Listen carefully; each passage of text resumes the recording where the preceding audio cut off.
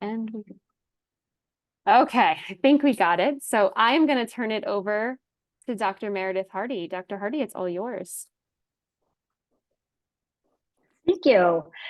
First of all, thank you for joining a topic that I think many people struggle with. So I appreciate your time out of your busy days, nights, weeks. I am a long-term sobriety, long-term caring employee. I've done nothing but be sober, be a parent, and work at Caron for as long as I've done this. So I really love working with the addicts and alcoholics. If I've met some of you, my apologies. Some of you don't look familiar, but if I've met you, hi, good to see you. For those who I haven't met, hi, good to see you.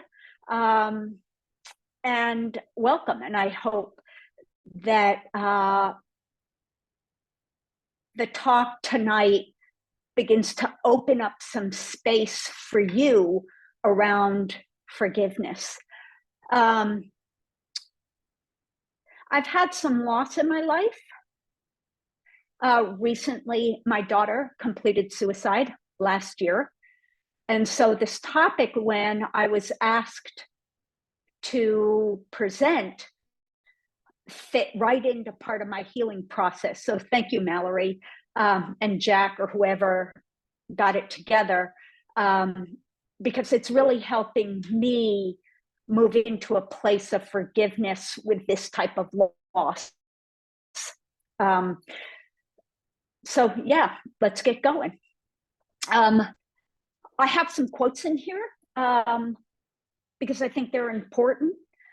Forgiveness does not change the past, but it does enlarge the future. I really like that I heard in my early recovery that when I started to forgive people, it wasn't to forget, it was to free me. And when you look at forgiving the addict and alcoholic, or the mental health, or our beloveds who don't think they can navigate the world, we never forget. And it isn't about forgetting, it's about freeing. So forgiveness frees and it heals. Go ahead and move to the next. This is our pathway. I first want to look at forgiveness and health, because you might be surprised at the importance of forgiving and your health. I wanted to have different categories, how different modalities solve forgiveness. So I broke it down to psychological, spiritual, there's some Buddhist, personal, family, and then some suggestions from some professionals who study forgiveness more than I do. And I hope those suggestions are meaningful to all of you. So let's move to the next slide, health and forgiveness. What happens if we don't forgive? Well, we get into high voltage, we go on high alert, cortisol gets produced, and it starts really affecting your body. Immunity, stroke, heart disease, you can see the image on the right, anger is right in the center. So hanging on to the resentment is really damaging to our health. So something to think about, what happens when we don't forgive. Go ahead and to the next one. The anger increases our blood pressure, which can create stroke, heart disease, kidney disease. I didn't know that. And what happens is when we don't forgive and that anger comes up, we get locked onto the target of our anger. We get locked onto the target of our the person, the place, the situation. And then there's nothing else to pay attention to. There's no solution. There's no pausing. We get stuck. And we talk about the window of arousal. So we can move on to the next couple of slides, the psychological forgiveness, the mind. When we think about forgiveness from a psychological perspective, it's voluntary. You're choosing to forgive to free you. You're choosing to forgive to heal yourself. You're not forgiving in hopes that the other person will forgive you, because they might not. Forgiveness is about self. And so when we decide to have a forgive and step into this voluntary transformation, then our feelings, our attitudes, and our behaviors are no longer ruled by the resentment. And when we're out of that place of resentment, compassion, generosity towards those who have hurt us or events, they don't stop us from growing. So psychologically, it becomes forgiveness is voluntary to open a door to some softer emotions. Go ahead to the next slide. I'm going to get to passive forgiveness and radical forgiveness, because there are two types of forgiveness. So I just want this slide just particularly notes the idea of radical forgiveness. Radical forgiveness has a dual process. It forgives the offender. At the same time, it helps you step back into the flow of your life. Remember that anger leads to fight, flight, faint, or freeze. So forgiveness is going to have a very different set of softer emotions. And so this radical forgiveness helps forgive and softens you. Radical forgiveness is not most likely the first place someone starts, because the idea of forgiving the offender and at the same time softening can be really scary for people who have been harmed. So it's allowing ourselves to soften to ourselves through forgiveness. And then when we're confident in ourselves, we can move out into the world and start being soft in the world. So go ahead, moving on to spiritual forgiveness. So psychological is about the mind, whereas spiritual forgiveness is all about your heart. So I wanted to do some research. So I looked up the Greek word, and it literally means let go. I think if we were being dragged by a car, we would let go of the car. But so many people think staying in relationship with somebody through anger, that it may be the only way they communicate with the person. And what's happening is all people are being dragged. So it's this process of letting go. When we start looking at spiritual, we're looking at selfish versus unselfish love. You could see it as conditional or unconditional love. We don't live in a community, global community, that leans into unconditional love. Most people feel love as conditioned. I'll love you if ...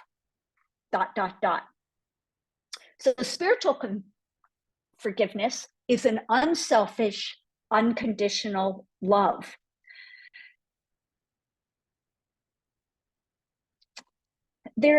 For spiritual, this idea of love, we're not tallying how many times you harmed me, I harmed you, how many times I said I'm sorry, you said I'm sorry. There's no tally with this idea of spiritual forgiveness. We do it simply because we want our hearts to be lifted. In spiritual forgiveness, typically it's immediate. And so whether the person asks for it or not, we automatically forgive them. This was very challenging for me with my second divorce. And it took me about 18 years to pray from my heart toward him. And I've been doing this for the past 4 or 5 years because I recognized not being married, not seeing him, having no connection to him at all that anger I was holding was being wasted. My precious life force that I want to give to others was being wasted. And so I haven't seen the guy. If I were to run across him, I'd certainly say, hey, it wasn't a good fit. I forgive you for, the things you did, and I hope you can forgive me for the things I did. But I don't forgive him because he's asking for it. I'm forgiving him because I'm looking at being almost 20 years out of the marriage, wanting to be free. So we want to, with forgiveness, we get to start to build trust in ourselves. Remember, forgiveness is for self. So we begin to build trust on who's safe and who isn't. We begin to build trust with higher power, whatever that higher power is. And so trust begins to play a role in forgiveness from a spiritual perspective. This idea of spiritual forgiveness is not sweeping things under the rug. I want to throw a term in here, and the term is spiritual bypass. It has been studied. And what spiritual bypass is, it sounds like this. So I'm going to come from a Christian perspective.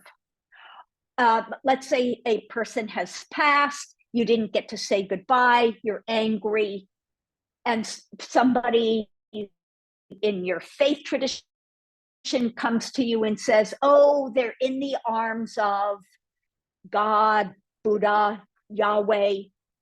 That's spiritual bypass, because the emotion underlying the loss or the divorce or the separation is not being addressed. So when we do spiritual forgiveness, we're not using spiritual bypass. We're heading into the act of forgiveness of self and others with heart open, with intention, and with love and care.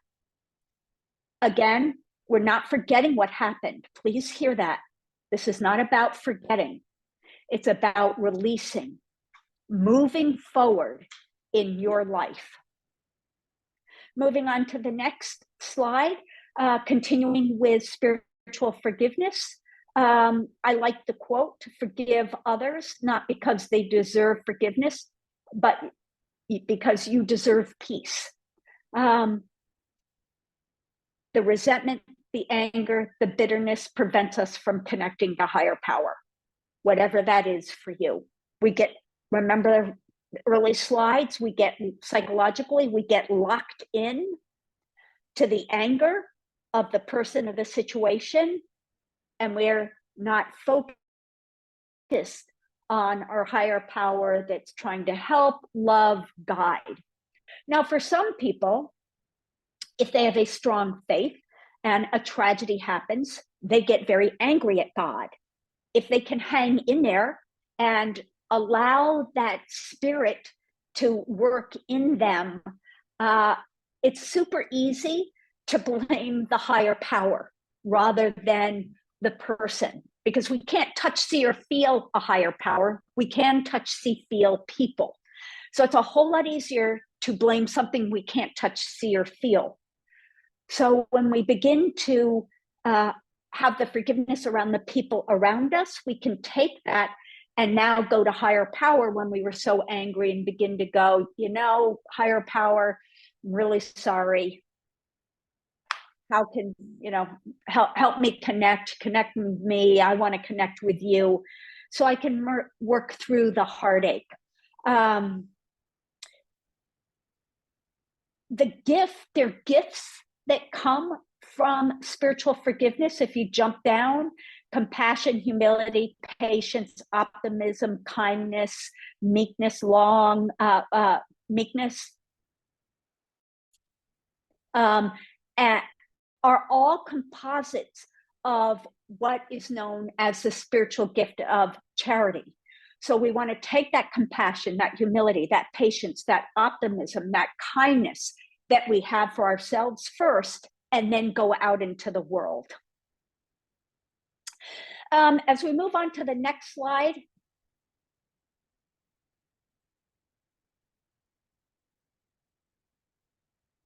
Wait a minute, I want to get, okay.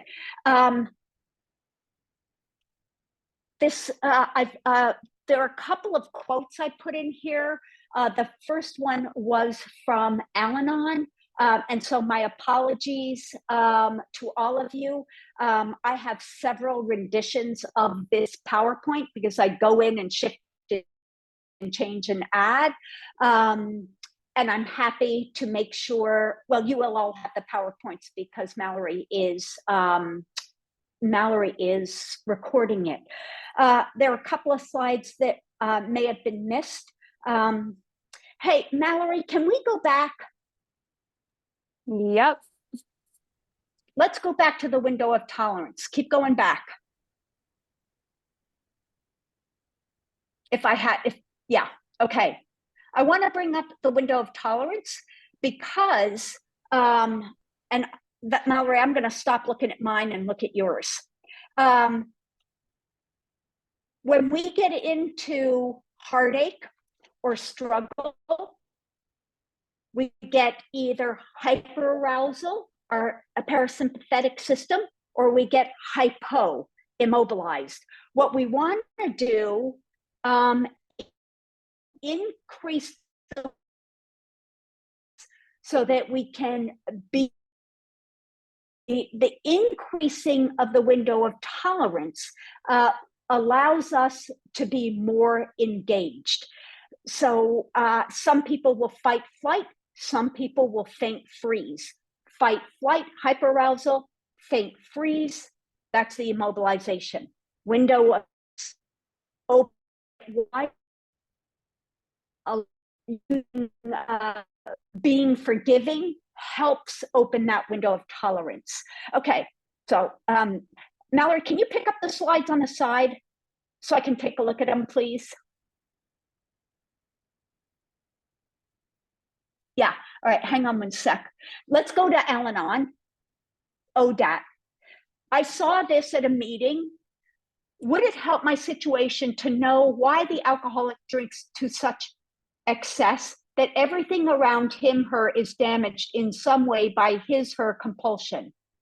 If he, she drinks to drown out the pain of shattering childhood experiences, which she, he doesn't even identify or remember, how can such pain be located and removed? Certainly not by us. We are amateurs, and emotionally involved amateurs at that. It would take years and thousands of dollars worth of psychiatry, and even then the outcome would be uncertain. But at least the knowledge that he, she suffers should keep me from condemning him, her. Today's reminder, it's enough for me to know that the unhappy drinker can get help in AA, where so many found contented sobriety. It is enough for me to know I can overcome my own confusion by using the Al-Anon program. My picture's in, okay. Let me conduct myself in my life in such a way that I will have no reason to reproach myself for making a bad situation worse. This at least is within my power to make it better. I'd like to jump up to the first paragraph. Shattering experiences which she, he doesn't even identify or remember. When I read that, I thought, oh, there's a beautiful opportunity for me to take this idea of forgiveness and apply it to the people I've hurt. Because the hurt people. I'm sure some of you or all of you have heard that. The quote says, if they're not aware, why should I be angry at them? They're not even aware. And it allows the door for forgiveness to open. Okay, go ahead, Mallory.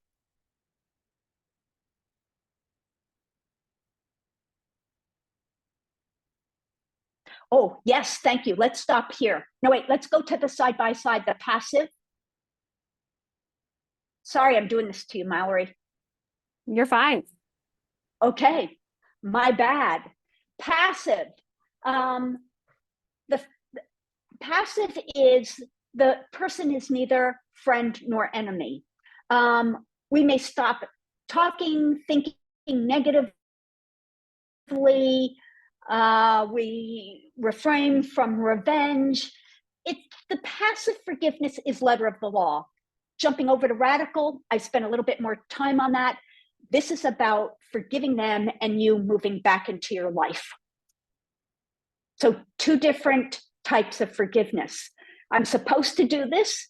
This is what I've been told to do versus, hey, they know not what they do and I want to release and be free. Radical forgiveness. Okay.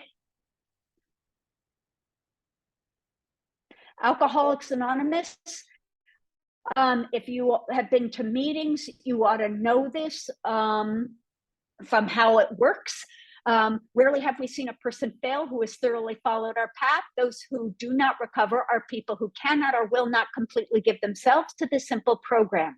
Usually men and women who are constitutionally incapable of being honest with themselves. They are such unfortunates. They are not at fault. They seem to have been born that way. I don't necessarily agree with all of that. What I think is important is constitutionally incapable, and that ties in with the Al-Anon of they do not know what they do. There are people in our lives that don't know they're hurting because that may be the kind of family they came from and it had nothing to do with you.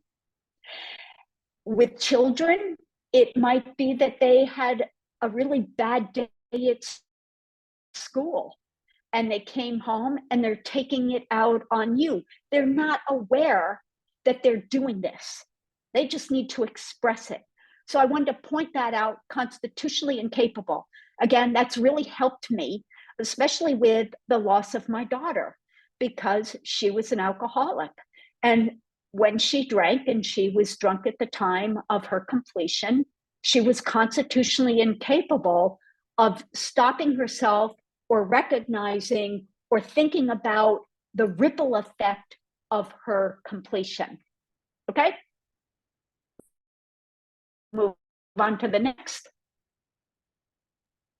We can pass spiritual. Let's go down to the narcotics quote. Yep. I wanted to bring in quotes from different 12-step programs. Recognizing our own humanness gives us the capacity to forgive others and not to be as judgmental as we have been in the past. Secure in the love of this fellowship and working the steps, I have begun to heal. I have learned forgiveness for those who have harmed me when I was little. This is possible. I like that. I've learned forgiveness because for many of us, me included, forgiving meant I had to humble myself, which meant I had to be vulnerable to possible attack. So I had to learn forgiveness. It's not right. It's not wrong to say I have to learn forgiveness of self and others. Narcotics Anonymous holds that is true. Okay, thank you. I feel like I'm finally with the program. So I wanted to offer for those who Narcotics Anonymous, Al-Anon, AA doesn't work. And so this is what Buddhism has to say about forgiveness. We forgive for its own sake, for our mental health, is a way to let go of pain and suffering we carry. And if you follow a Buddhist path or a recovery, then what you will know is that addiction creates suffering. The whole Buddhist movement was about reducing and illuminating the suffering. And so forgiveness is a way to eliminate that. I like this story. Two ex-prisoners of war meet. When the first one asks, have you forgiven your captors yet? The second man answers, no, never. Well, then the first man replies, they still have you in prison. Who was it? No. Gosh, it was one of the prisoners, political prisoners. And he said when he was freed, they can imprison my body, they can never imprison my mind. This is what forgiveness will help. Free the mind, free the heart. Okay, go ahead, move on. Be the change you wish to see in the world. That's a common quote from Gandhi. So if you want forgiveness, we have to be forgiving. And then we get into that radical forgiveness of stepping back into the flow of our life. We're not being dragged, we're not being stuck by resentment, we're really beginning to flow with life. And when someone comes into our life and they're hurt and they want to hurt us, we can go, and I forgive you, and move on. You don't have to hang around, you don't have to love on them. I forgive you and I'm moving on. So the idea of a leaf on a stream. Go ahead and moving forward. If you don't know, the Four Noble Truths is there's suffering, there's a cause to the suffering, there's an end of the suffering, there's a path that leads to the end of the suffering, which is known as the Eightfold Path. One cause of suffering besides addiction is hanging on to that resentment or practicing non-forgiveness. That will keep you in the flow of suffering. And I would imagine in our world, we're surrounded constantly by suffering. It would be nice to be free from that. And you can be free from that. Okay, moving on, Mallory. Thank you so much. Want to talk a little bit about family forgiveness. At the very top, I think it's important to recognize that no family is perfect. I'm not perfect. My parents weren't perfect. Their parents weren't perfect. And so this act of forgiveness is, hey, my family isn't perfect. Sometimes we do things that offend our loved ones, whether it's our spouses, our partners, our children, our siblings. At some point, we're all guilty of omission or commission towards the people we care about. We get angry at them. When looking at family forgiveness, the researchers say forgiveness, that's an essential part of family, strong, healthy family relationships. Between couples, when they don't forgive, there's a power differential. And when that power differential takes place, it's a tug of war, suffering ensues, people drink, drug, walk away. So it's important for families to begin to understand that forgiveness is part of the healthy family. The idea of a differential moving down to a one down position, one is indebted to the other. The one that made the mistake is indebted to the one they made the mistake against. Very hard to come from a one down position, especially if you don't have a strong sense of self. True closeness is impossible because there's the offended and offender. And what ends up happening is there's a bondage, ties into the one down and the power struggle. And then that creates a victimization, which can create a person to go out and use more substances or other unhealthy coping skills. As we continue with family forgiveness, next slide, please.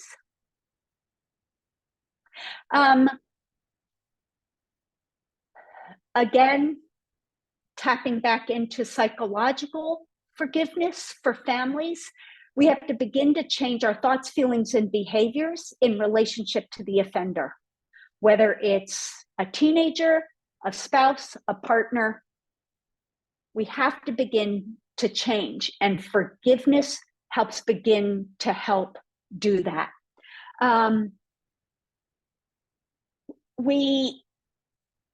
As we continue to move away from the negative feeling and judgments, we are willingly, voluntarily offering compassion and benevolence. There was a movie, I believe it was titled Of Wine and Roses, with Jack Lemmon. Jack is sober. The scene is he's walking down the street with some other sober people. There is, I believe, a Native American woman in the gutter, and she's drunk. And some of the people walking with Jack Lemmon start making judgments. And Jack Lemmon turns to them and says, "She was a baby once too." So as we get into this place of forgiveness, we begin to recognize that the people in front of us that are hurting us, that maybe this is not their nature, and that they were a baby once too. Positive feelings create improved relationships, not only with each other in terms of the partnership, but also with their children, rounding out a nice, healthy family. And of course, we do love to mirror for our children. We teach them forgiveness by forgiving. Go ahead.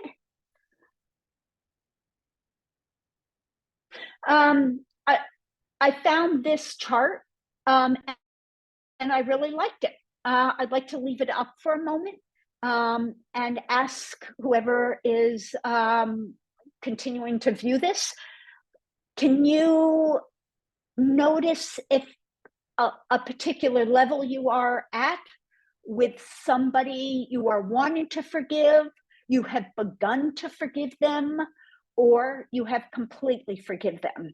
What level might you be at?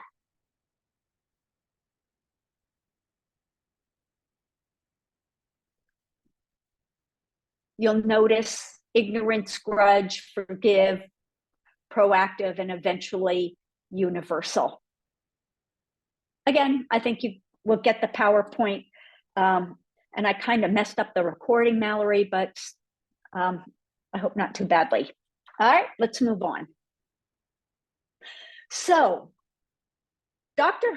Hallowell has some suggestions around forgiveness. Go ahead and move on. Acknowledge the pain and hurt, specifically without guilt and shame. We know, hang on a sec, Mallory. We know that shame attacks the person. Guilt goes after behavior. That's how it's in the research, it is distinguished. So we acknowledge this hurt and pain without shame. I'm a bad person because I'm angry at them. I'm a bad person, a bad spiritual person, a bad faith-filled person because I'm angry at this person.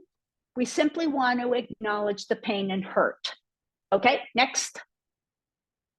The other suggestion is talk to someone you trust.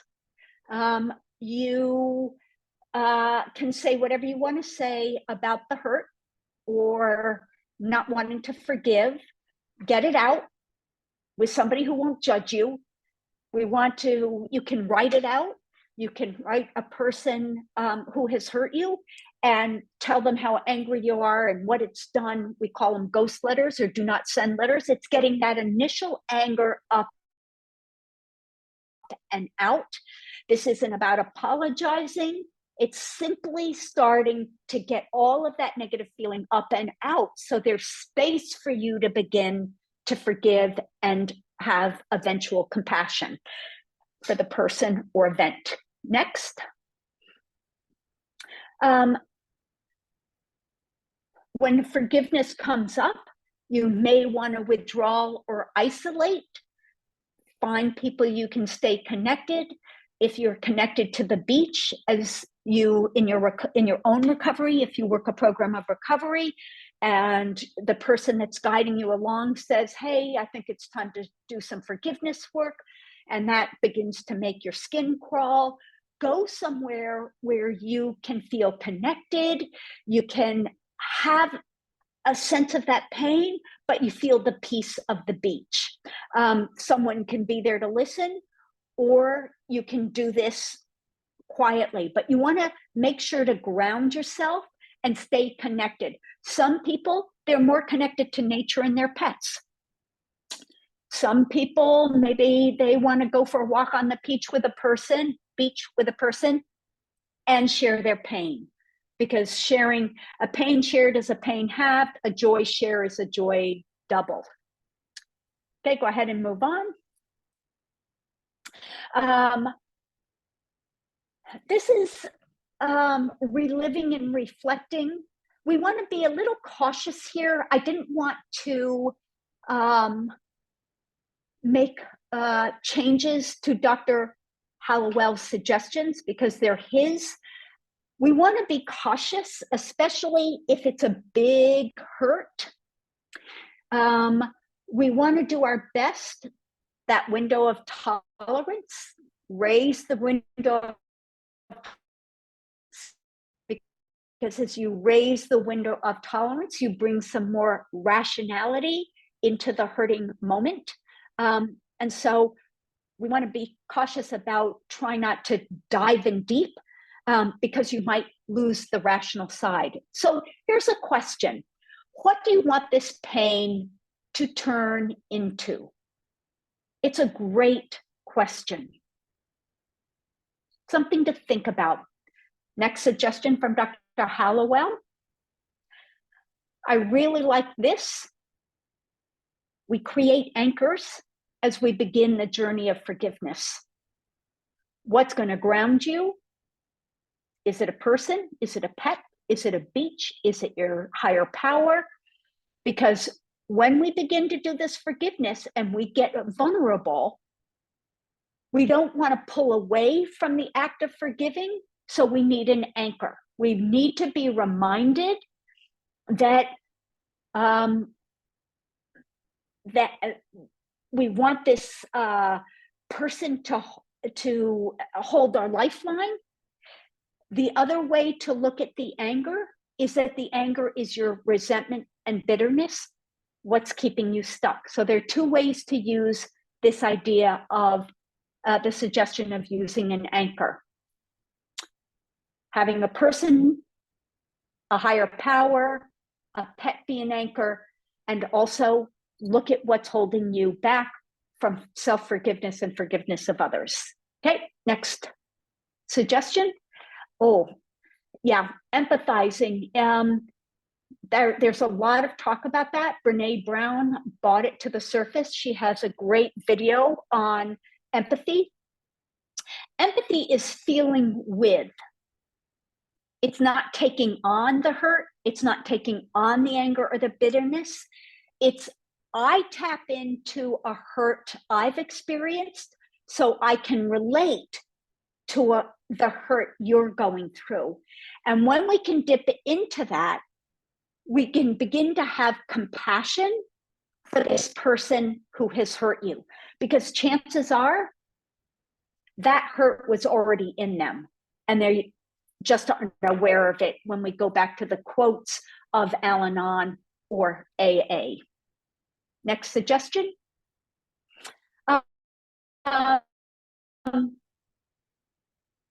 Again, it's not condoning, it's service to yourself, to free yourself from the prison of hatred, whether that's self-hatred, hatred of the world, hatred of another, it's to free you from the prison of hatred.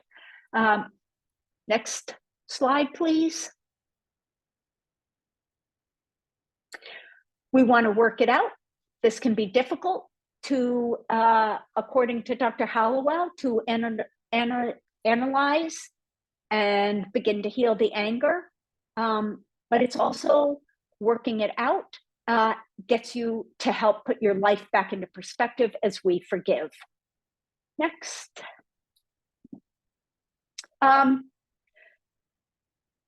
When we're using the anchor as our anger and our bitterness, how do we untie?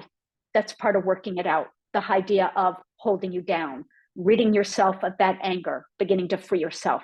Praying, meditating can help begin release the anger, the anchor when used in terms of anger and resentment. Next slide, please. Another way to help move into forgiveness is make a gratitude list.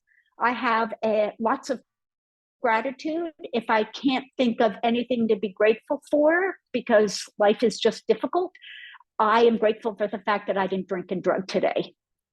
So maybe you've heard, maybe it's an interesting idea, suggestion. Make a gratitude list as you begin this journey of forgiving. Next.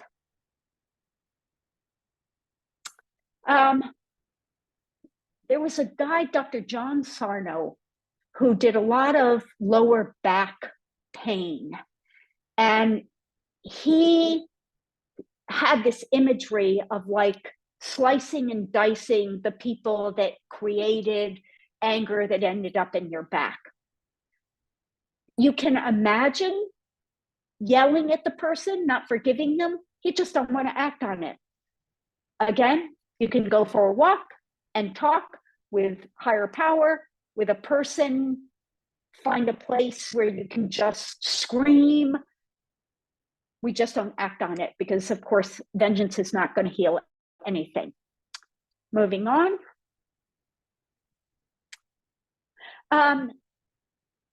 It's a meditation I do with the patients at Caron is, where do I see my life 1 year from today with this person? Maybe some of you know what vision boarding is. Vision boarding is taking what we want and making a collage. You can do that with a person who has harmed you. You can do this before you ever make the steps toward forgiveness. So this idea of think of your future, what you want, if any type of relationship with the person that has hurt you or the event, or you want to be untied, unanchored.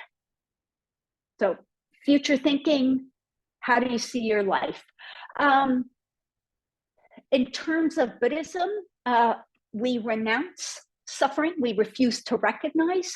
So another suggestion from Dr. Hallowell is you just don't recognize your anger and resentment. This would not work for me. But again, I did not want to alter his suggestions. But if you happen to be following a Buddhist path, we simply refuse to recognize the anger, the resentment, and we go inside through meditation and ask ourselves, why is this person hurting me so badly? Maybe they're hurt too. Let me dip into my compassion for myself, for them, and now forgive. Okay, next. I like this from Dr. Hallowell. Just because we forgive, it doesn't mean the anger is not going to come back.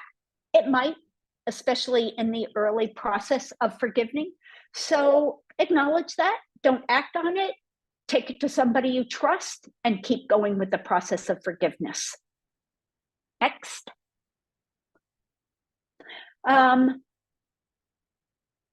Dr. Hallowell says, if the anger continues to come back, you want to go back through the suggestions again, flatten that hook that is the anger and resentment hook, and keep moving forward. So sometimes with certain people, I've had certain people where the anger has come back, even though I thought I given them.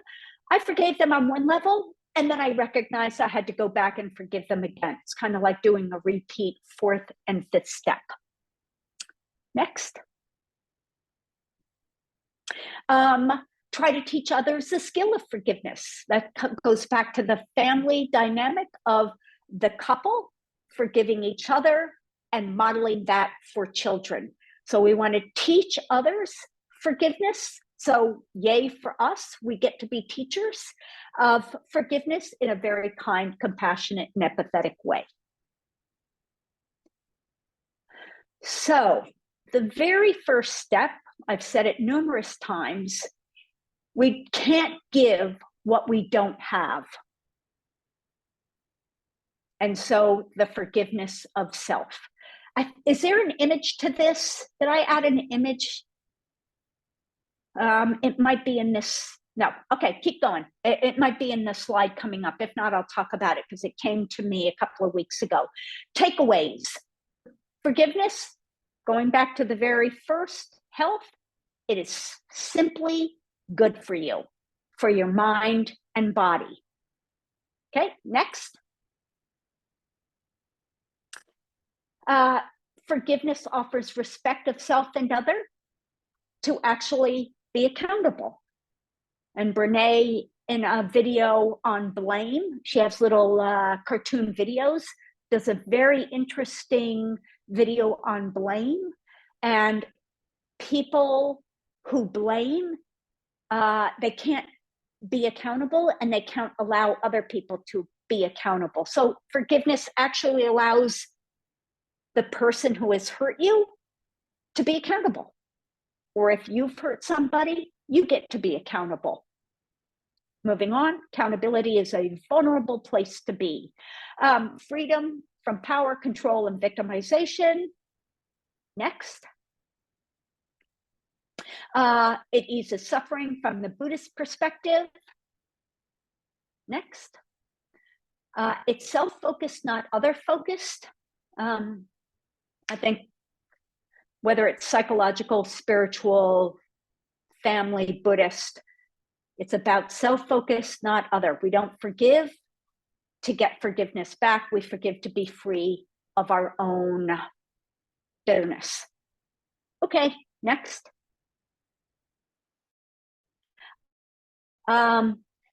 Forgiveness allows for all people to move forward.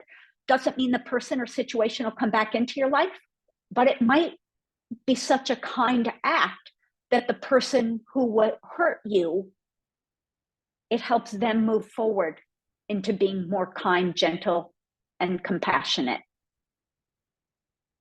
Okay, moving on.